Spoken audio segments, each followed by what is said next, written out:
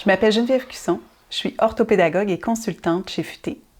La Maison de la famille des Pays d'en haut et ses partenaires à la réussite éducative des Laurentides, financés par le ministère de l'Éducation et de l'Enseignement supérieur, vous propose des trucs et astuces pour faciliter la période des devoirs et des leçons avec votre enfant de 6 à 12 ans.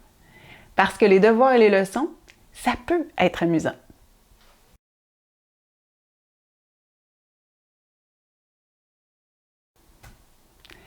L'idée de faire des devoirs et des leçons est de mémoriser les mots, les calculs et les gestes de sorte qu'ils deviennent un automatisme. C'est en les revoyant souvent qu'on les mémorise. L'idée est de ne pas perdre de temps avec ce qu'on connaît déjà et de focusser sur ce qu'on ne connaît pas encore. Dès que vous avez la liste des devoirs et des leçons, faites d'abord l'inventaire de ce qui est connu, donc de ce qui est moins à étudier. Par exemple, faites une dictée. Les mots mal écrits sont ceux qui seront à étudier. La fin de semaine est un bon moment pour faire cette activité car vous avez souvent plus de temps. Ne demandez pas à votre enfant de corriger les fautes à ce moment-là. Dites-lui seulement que ces mots seront étudiés.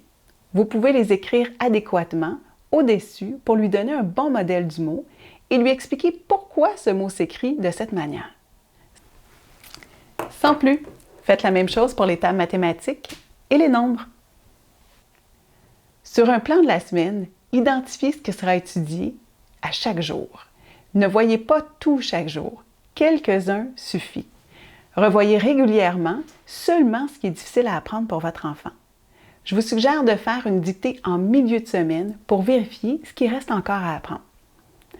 À l'occasion, surprenez votre enfant par une cabane à devoirs sous la table de la cuisine, un coin lecture à la lampe de poche, des crayons et des objets spéciaux.